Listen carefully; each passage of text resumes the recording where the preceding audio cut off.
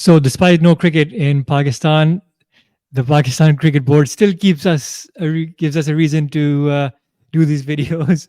More drama, more chaos. A big press conference by Mohsin Naqvi, the PCB chairman. I think that's the role, introducing Waqar Yunus, and finally we thought this was the time for some accountability and some questioning from the main man himself. But unfortunately, it was a rather underwhelming press conference announcing the restructure of Pakistan cricket, which we'll get into. And then, since we've done the episode on the India Sri Lanka series previously, India have not won a game, at least in normal time. They haven't. A couple of ties and then a defeat to Sri Lanka. So interesting times. Let's see how that pans out. But I've got Moin here with me to discuss everything. But there's only one place to start. That is the circus that is Pakistan cricket, I or think more specifically, the Pakistan Cricket Board. the thing is, you and I are both losing sort of words, adjectives to describe what's happening. I mean, we've used circus, whatever adjectives we think of, we already used before. We're running out, right? I mean, look,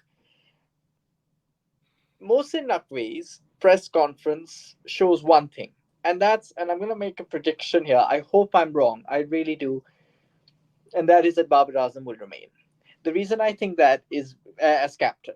And the reason I think that is the longer you take to make decision. Now, look, I completely agree with the idea of not making rash decisions, right? Letting the anger boil over and making decisions in a rational way.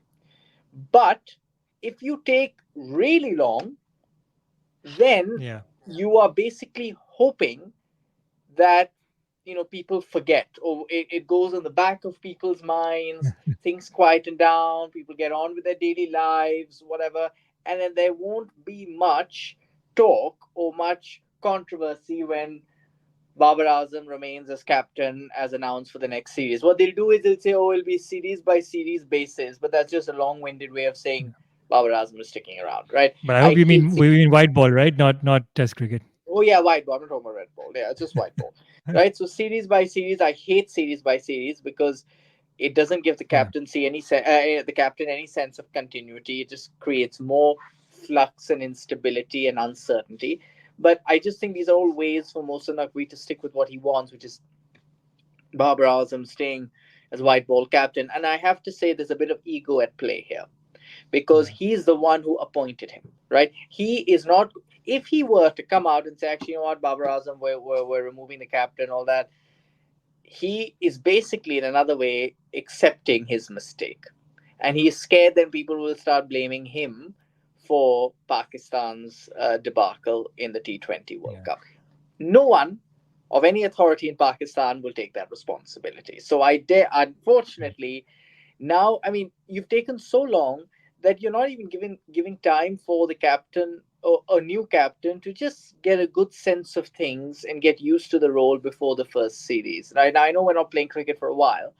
He just said, "Oh, there'll be no issue Yeah. of there'll be no chat on performances." I mean, Yeah. that immediately is like, oh, it's defensive, back foot, Yeah. Oh, in Yeah. fact, that's leaving the ball outside off stump. And you're like, you know what? I'm not saying anything. And I Yeah. think that means he's a supporter of the status quo, which I think for everybody Yeah. wanting a bit of change, a bit of like, breaking down the hostile team environment, it's not going to happen, unfortunately. Not at least until the next big upset. Yeah. I mean, I'm not sure you can call them upsets anymore. That's just regular occurrences in Pakistan cricket now, and it's only going to get worse. I mean, what I found, okay, he didn't discuss performances and all of that. We discussed vocabulariness in the previous episode. Not sure how much change that's going to bring. I'm not sure about his administrative capabilities, which is what he's brought in for. But also, it's the actual things that he's discussed, right? All these random, like multiple tournaments. There's like shadow tournaments. There's like a one day cup and a shadow one day cup, which is called Champions. Oh, sorry, like a pentangular series, a T20 tournament, and then a shadow T20 tournament, and then the PSL. I mean, we discussed how PSL lacks quality, and that was kind of exposed in the T20 World Cup. And the way to fix that is to improve the quality of the PSL, not the quantity of other T20 tournaments with probably similar or lower quality. So I It's don't like know what is. it, Uh, it's like saying, you know what, I'm really out of practice. So, yeah. let's say you're a batter and you say, oh, I'm really out of practice. Let me go practice against my 10-year-old cousin. At least some practice is better than no Yeah. practice. That's And then there's these tournaments, right? So there's like these 5 or 6 new teams or these tournaments where there's one tournament where like he's going to give responsibility to 5 or 6 legends or former players who are tasked with bringing in 30 new players in each of these teams who will play against each other, and they'll have their own systems and whatever. I mean, they're calling it Legends League or something like that.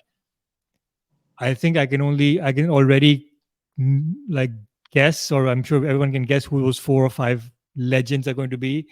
It's going to be your usual Kamran Akmal, your Wahab Riaz, Abdur Razak, and many other the same Mohammad circus that is Yusuf, maybe Muhammad Yusuf.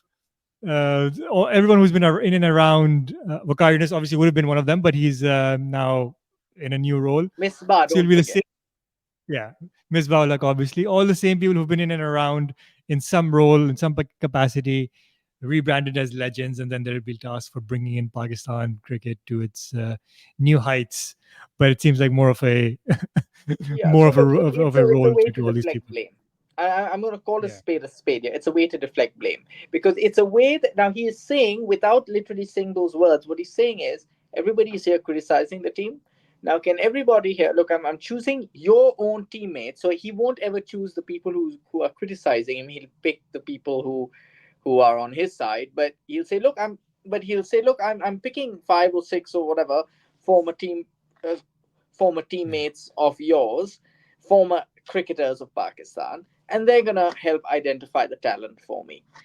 So many things wrong with that. First and foremost, there is, if you are letting people select players outside a system, i.e., someone is just gonna walk in one day and conjure up a list of mhm, 5, 6 players, what that does is that creates a lot of nepotism, right? There's no yeah, accountability. No one's going to call up Kamal Akmal and say, why have you chosen this player, not this player? Because the first, the list is averages is more here and less here. Nobody's going to do that. Okay. Everyone's going to give it a free license to just pick the players they want to pick.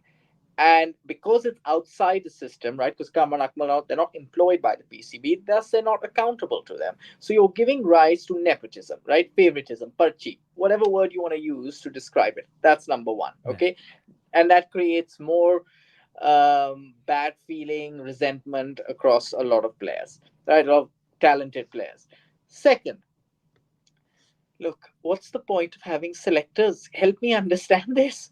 You have people on your payroll whose only job is to watch these matches across all the various domestic leagues and come up with their sense of who the best 15, best 20, whatever players in the country are. If you're giving that yeah, responsibility to all these players and ex players, then why have selectors?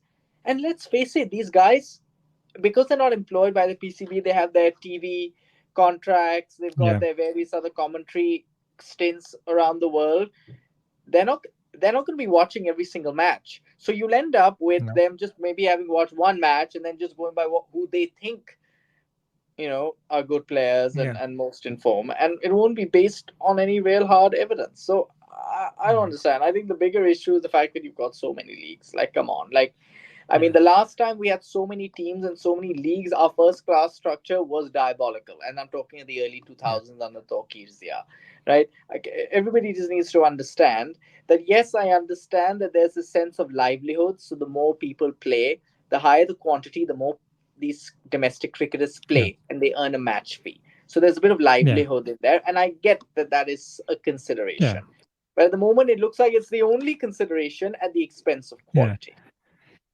Yeah, look, I think I completely agree. I think we're just moving on a little bit. I think we discuss what the issues are, and I guess from our point of view, what we should probably do is also give a couple of solutions what they could have done. What it seems to me from outside in is, given all these tournaments have been announced, the PCB, and you might kind of touched on it a little bit. It does kind of help the livelihood of the players. That means that PCB has some money to spend. That's why they're kind of they're allocating all the resources to all these tournaments, but they could have spent it in a better way, right? They could have. I think one of the bigger issues that we've discussed and we've seen the issue with Pakistan has been, good local coaches. They could have hired some foreign coaches to come in and train these guys to have a more sustainable impact rather than have these one-off tournaments. And like the Pakistan Junior League a few years ago, some new chairman will come and he'll cancel all these tournaments and start fresh, right? So these things just don't really have a lasting impact. So you need something which will have a bit more lasting impact. Have either foreign coaches coming in to train players or to get into that mindset, or have new coaches coming to train local coaches so that they can grow and kind of impart that knowledge and have a bit more sustainable system Absolutely. rather than having all the, and it'll be the same kind of players. It's not like there's a, you know okay, with India we discuss a lot of times, we'll come on to that, how they've got all the depth of talent, and they can make two or three teams. With Pakistan you really can't. So you'll just have like really substandard tournaments going on, not a lot of good talent coming through, at least international quality talent. They'll get to play a lot of cricket, but then, like as you say, if you play 100 games against your 10-year-old brother or cousin, how good are you going to be?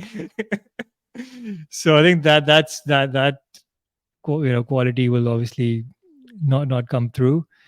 And then the PSL, obviously, your kind of big signature brand, you're losing that by diluting it among a bunch of tournaments. And then this year it's even worse because it's going to clash with the IPL. Not that there was much of a difference anyway, because a lot of the IPL players didn't really play PSL anyway. But there is that, your one or two marquee players might not even make it for the PSL this year. Why have the So PSL? Why have the PSL? I don't understand why have exactly, it. Just don't have it for the year. I mean, what's the point yeah, of having a PSL when it's going to be the quality is going to be so much lower? Just instead, just have a little domestic yeah, tournament and not invite any foreign players, right? Rather than yeah, having rejects, right, from the yeah, IPL. Now, I think the reason is because we think the rejects from the IPL are still better than our local talent, which speaks volumes of your trust in the system and the yeah, quality that we currently have. Whatever it is, I mean, fine, you can have the. I just think it's a bit silly to have the PSL there. When the yeah. Champions Trophy is just around the corner. Um, so I think it's just, anyways, it is what it is. I mean, I would rather they play 50 over cricket, during all that time. But who am I to say Yeah. anything? Um, Look, ultimately, speaking of India, Zaid, I'm keen to get your perspectives on this, right? We've bigged up, Yeah. India as, the upcoming juggernaut. They find a way to win, etc. But when you look into the fine print, India have had quite a sort of, quite a shaky start to their Gautam Gambhir era, to put it mildly. Yeah, it's been, they nearly lost all three T20s, or they ended up bringing 3-0, but they were in losing situations in all of them. They haven't won at least at least two of the three ODI. I think we're recording this before the third ODI, so if results change, then so be it. But and it kind of was the reverse of the T20s, where India was in a winning position in both games. Sharma got them off to a fantastic start, chasing mediocre or moderate totals, and then the batting just collapsed. So it was interesting. Kohli flopping in both games, but everybody else as well, like, apart from Rohit Sharma, you know, not stepping Yeah. up to the mark. And I guess the other big question is, life without Kohli and Sharma eventually, what that might look like for India. Now, and if you hear the Pakistan anchors, they're all saying the same thing. And look, I'm gonna just make Yeah. a point here. Look, do I still, stick with my claims on India's bench strength being at par with Australia in the early 2000s? To a large extent, yes. And the reason I say Yeah. that is I think it's very unfair for pundits and anchors and experts to say. I mean, who are we? I mean, we're not experts really, but to say that, oh, they clearly haven't found replacements for Rohit and Kohli. Let's be honest. Like, Rohit and Kohli are once in a generation, once a lifetime players, right? You Yeah. don't just once they try, you don't just pluck out a Rohit Sharma or a Virat Kohli out of thin air. Even Sharma and Kohli took years to get into their groove and get into their stride, right? The point is, when you assess bench strength, you don't assess the ability of the bench to substitute and replace your perhaps your greatest ever, or perhaps like two white ball legends, right? And to extend red ball legends as well, right? That's not how you do it. If you did that, then no Yeah. bench strength anywhere in the world will ever meet your standards, right? Let's face Yeah. it. So the point of bench strength is one, optionality. Do you have options? Do you have, for every role they've got so many options, right? If you want Yeah. an enforcer at number four, they have that. If they want a more conventional number four, they have that. If they want to go ultra defensive, they have that. They have all rounders, spin bowling all rounders, space bowling all rounders. They've got, Yeah. a Rinku Singh in there. They've got multiple players that can play multiple roles. That's what Yeah. bench strength quality is about, Yeah. not how good they are at replacing your, perhaps the world's currently greatest, limited overs cricketers. I mean, I think Rohit Sharma and Yeah. Kohli are two of probably Yeah. five, or yeah, two of three, or maybe two of five, of the best white ball cricketers going around, right? They will eventually come into their groove, right? I'm not saying that because the Yeah. bench strength is so good, they won't have a transitionary period. They will. They absolutely will. But they will come out of that transitionary period a lot faster than other teams. Yeah. I think you can see the planning and how they they've got a structure and a plan in place. And I think Gambhir obviously might get criticized for some of the random decisions he's made by changing the batting order in the second ODI and things like that. But look, I think if it all means that they end up having a successful Champions Trophy, I think it'll all be worth it. I mean, if they end up Exactly. playing the Champions Trophy, if that goes ahead, or let's not get into that in this episode. But No, yeah, I definitely. think it's at least you see some sort of a plan in place, and it's not like someone's coming in and performing last minute and he's going to get parachuted into the squad just because he played well, got 2 centuries in a domestic tournament, 2 days before. So they've got a structure and a plan in place. They know who's going to replace Completely. who and certain roles. And even if that means for from their point of view sacrificing the series, I think they wouldn't. They probably won't mind that. And it's still, Rohit Sharma, it's so refreshing. You mentioned it. It's so good to see him continuing on that T20 World Cup form where he just, even in ODI, he just keeps going bang bang. 60 or 40, does his job, and then leaves it to the rest of the team who haven't stepped up yet. But you know, from their point of view, I'm sure they're confident that they will. Look, there you have it, right? I mean, I hate to say it, but there's a bit of more of the same across the subcontinent. Yeah, I know I'm fully conscious and cognizant of the fact that we've covered a lot of the subcontinental sort of cricketing headlines. There's not much happening outside.